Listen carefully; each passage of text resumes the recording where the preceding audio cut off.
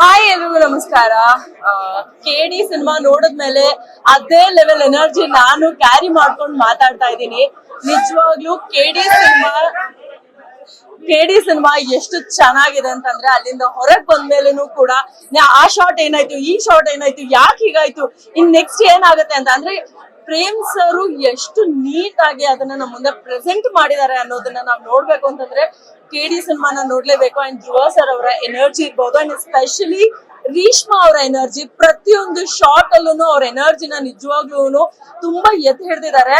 ನಾನು ಓಕೆ ಇವರ ಪ್ರೀವಿಯಸ್ ಸಿನಿಮಾಗಳನ್ನ ನೋಡಿದಾಗ ಓಕೆ ಒಂದು ಒಳ್ಳೆ ಆರ್ಟಿಸ್ಟ್ ಬಂದ್ರು, ಬ್ಯೂಟಿಫುಲ್ ಆಗಿದ್ದಾರೆ ಅಂತ ಅನ್ಕೊಂಡಿದ್ದೆ. ಬಟ್ ಈ ಸಿನಿಮಾ ನೋಡಿದ್ಮೇಲೆ ಹೇಳ್ತೀನಿ, ನಮ್ಮ ಕನ್ನಡ ಇಂಡಸ್ಟ್ರಿನಲ್ಲಿ ತುಂಬಾ ದೊಡ್ಡ ಹೆಸರು ಮಾಡೋರ ಹೀರೋಯಿನ್ಗಳ ಲಿಸ್ಟ್ ಅಲ್ಲಿ ರೀಶ್ಮಾ ಅವ್ರು ಕೂಡ ಸೇರ್ಕೊಳ್ತಾರೆ. ಅಷ್ಟು ಸಖತ್ತಾಗಿ ಆಕ್ಟ್ ಮಾಡಿದ್ದಾರೆ.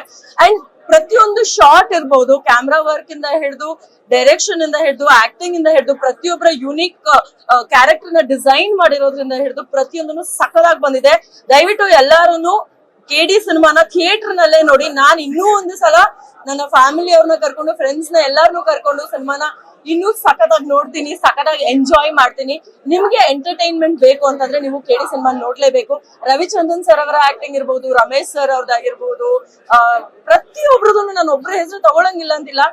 ಶಿಲ್ಪಾ ಶೆಟ್ಟಿ ಮ್ಯಾಮ್ ಅವರ ಕ್ಯಾರೆಕ್ಟರ್ ಕೂಡ ನನಗೆ ಪರ್ಸನಲಿ ತುಂಬಾ ಇಷ್ಟ ಆಯ್ತು, ಸಖತ್ತಾಗಿದೆ. ದಯವಿಟ್ಟು ಎಲ್ಲರೂ ಥಿಯೇಟರ್ ನಲ್ಲೇ ಸಿನಿಮಾನ ನೋಡಿ. And KD team, you did the best. Thank you.